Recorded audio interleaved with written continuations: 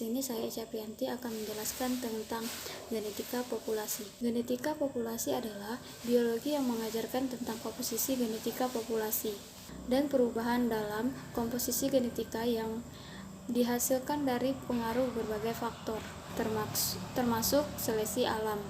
Genetika populasi mengajarkan tujuan mereka untuk mengembangkan model-model matematis, abstrak dinamika frekuensi gen, mencoba untuk mengambil kesimpulan dari model-model tentang pola-pola kemungkinan variasi genetika populasi yang sebenarnya, dan menguji kesimpulan terhadap data empiris. Ini kita juga tahu bahwa evolusi adalah karena perubahan dalam alel dari waktu ke waktu. Berapa lama waktunya itu terjadi? Itu tergantung pada skala evolusi. Nah, dalam skala evolusi ini ada dua, yaitu satu mikroevolusi selama periode yang relatif singkat dalam populasi atau spesies. Yang kedua, makroevolusi yang terjadi waktu ke waktu geologi di atas tingkat spesies. Dalam hal evolusi, populasi diasumsikan kelompok yang relatif tertutup. Ini berarti bahwa sebagian kawin terjadi dalam populasi. Ilmu yang berfokus pada evolusi dalam populasi adalah genetika populasi. Ini adalah kombinasi dari teori of evolusi dan genetika Mendel. Saya Ulil Azmi. Di sini saya akan menjelaskan hukum Hardy-Weinberg. Pertama, hukum ini ditemukan oleh ahli fisika yang bernama Weinberg dan ahli matematika bernama Hardy pada tahun 1908. Kedua ahli ini berasal dari Inggris. Hukum ini menyatakan bahwa dalam suatu kondisi tertentu yang stabil, frekuensi gen dan frekuensi genotip akan tetap konstan dari suatu generasi ke generasi dalam suatu polusi yang berbiak seksual. Hukum ini berfungsi sebagai parameter evolusi dalam suatu populasi. Ada dua hal yang perlu diperhatikan sehubung dengan hukum Hardy-Weinberg, yaitu yang pertama, jumlah frekuensi gen dominan dan resesif atau P dan huruf P ditambah Q adalah 1. Yang kedua, jumlah proporsi dari ketiga macam genotip atau dalam huruf P2 ditambah 2PQ ditambah Q2. Selanjutnya, setelah hukum Hardy-Weinberg memiliki rumus P2 ditambah 2PQ ditambah Q2. Bila frekuensi gen dalam suatu populasi selalu konstan dari generasi ke generasi, maka populasi tersebut tidak mengalami populasi. Jika salah satu syarat tidak dipenuhi, maka frekuensi gen berubah. Jadi, pada dasarnya menyatakan bahwa frekuensi gen dominan dan resesif pada suatu populasi yang cukup besar tidak akan berubah dari satu generasi ke generasi yang lain. Sebagai contoh, alel gen A besar dan A kecil. Maka menurut persamaan di atas adalah P2 sama dengan frekuensi individu homozigot A besar A besar. 2PQ sama dengan frekuensi individu heterozigot A besar A kecil. Q2 frekuensi individu homozigot A kecil A kecil. Rumus ini berlaku dengan beberapa syarat. Yang pertama, tidak terjadinya mutasi. Yang kedua, tidak terjadinya imigrasi. Yang ketiga, semua alelan mempunyai kemungkinan yang sama untuk berada dalam populasi. Yang keempat, jumlah populasi tetap. Yang terakhir, populasi berjumlah besar sehingga faktor kebetulan tidak terjadi atau dapat diabaikan. Terima kasih. Video kita akan membahas mengenai frekuensi gen dalam populasi dari hukum Hardy-Weinberg. Nah, jadi frekuensi gen adalah perbandingan antara suatu gen dengan gen yang lain di dalam suatu populasi. Nah, perbandingan frekuensi gen ini dapat mengalami perubahan. Nah, kenapa? Karena adanya mutasi, seleksi alam, migrasi,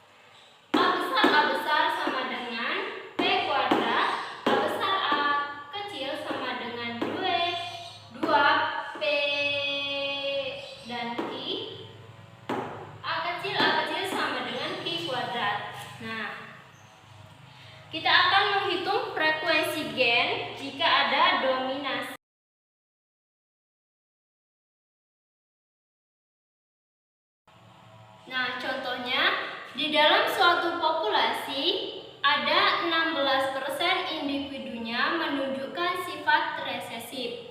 Nah, berapakah frekuensi gen dominan di dalam populasi tersebut? Nah, diketahui 16% individunya menunjukkan sifat resesif. Berarti 16% individunya resesif, yaitu albino sama dengan A kecil sama dengan 16%. Kemudian diketahui lagi yang ditanya adalah frekuensi gen dominannya. Frekuensi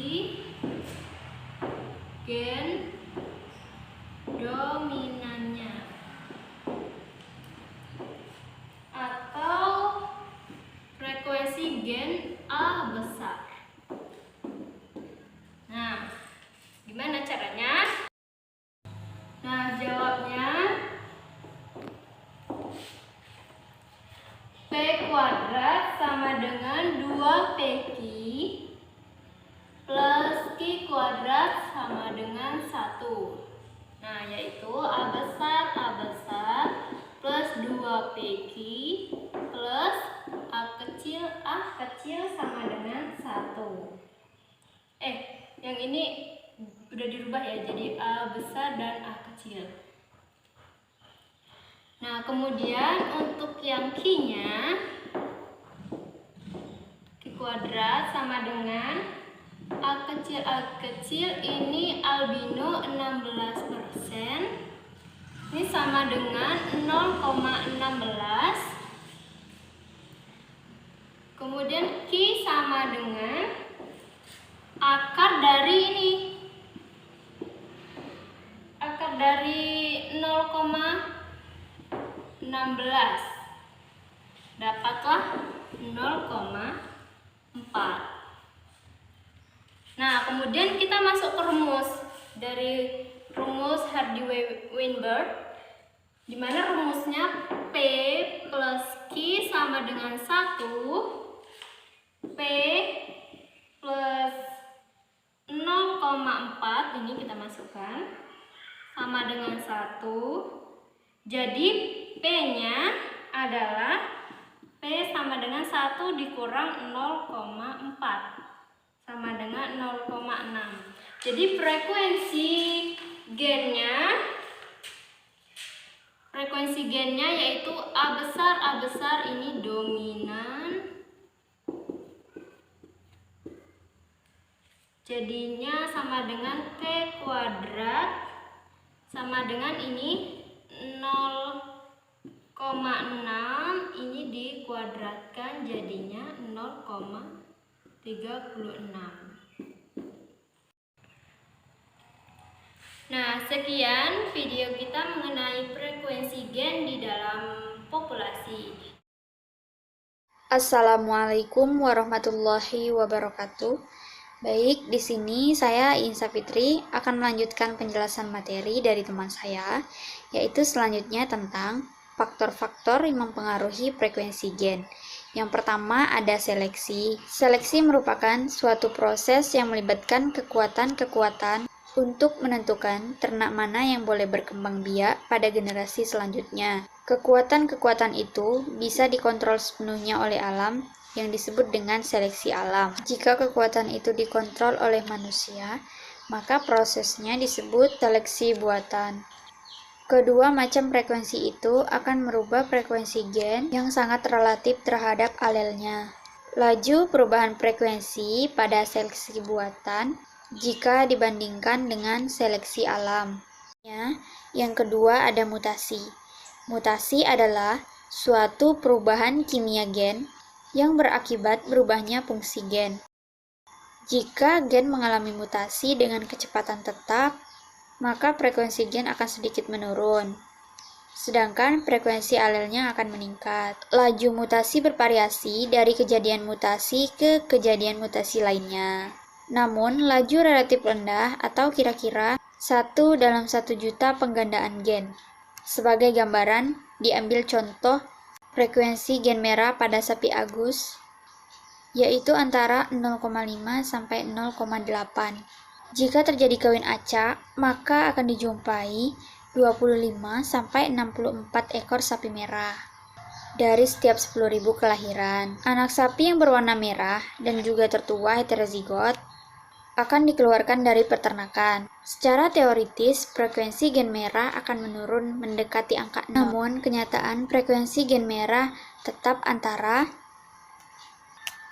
0,05 sampai 0,08 dari generasi ke generasi selanjutnya. Hal itu bisa dijelaskan dengan menggunakan teori mutasi. Diduga bahwa laju mutasi gen hitam menjadi gen merah sama dengan laju seleksi terhadap gen merah, sehingga tercapai suatu keseimbangan. Selanjutnya, yang ketiga, pencampuran populasi. Pencampuran dua populasi dengan frekuensi gen yang berbeda dapat merubah frekuensi gen tertentu. Frekuensi gen ini merupakan rataan dari dua populasi gen yang bercampur. Selanjutnya, yang keempat, silang dalam inbreeding dan silang luar outbreeding. Silang dalam merupakan salah satu bentuk isolasi secara genetik. Jika suatu populasi terisolasi, maka silang dalam cenderung terjadi karena adanya keterbatasan pilihan dalam proses perkawinan. Jika silang dalam terjadi antara grup ternak yang tidak terisolasi secara geografis, maka pengaruhnya juga yang sama. Maka oleh sebab itu, silang dalam merupakan suatu isolasi buatan. Jika terjadi perubahan frekuensi gen, maka perubahan itu disebabkan oleh adanya seleksi, mutasi, dan pengaruh sampel acak. Jika silang luar dilakukan pada suatu populasi yang memiliki rasio jenis kelamin yang sama dalam frekuensi gen pada suatu lokus yang sama pada kedua jenis kelamin, maka frekuensi gen tidak akan berubah akibat pengaruh langsung silang luar. Selanjutnya, yang kelima, genetic drift. Genetic drift ini merupakan perubahan frekuensi gen yang mendadak. Perubahan frekuensi gen yang mendadak biasanya terjadi pada kelompok kecil ternak yang dipindahkan untuk tujuan pemulihan ternak atau biakan. Jika kelompok ternak diisolasi dari kelompok ternak asalnya, maka frekuensi gen yang terbentuk pada populasi baru dapat berubah. Perubahan frekuensi gen yang mendadak dapat pula disebabkan oleh bencana alam. Misal, matinya sebagian besar ternak yang memiliki gen tertentu. Demikianlah penjelasan materi dari kami kelompok 2, dan di sini saya mewakili teman-teman kelompok. Kalau ada yang salah atau kurang, kami mohon maaf, dan saya akhiri. Wabillahi taufiq wal hidayah. Wassalamualaikum warahmatullahi wabarakatuh.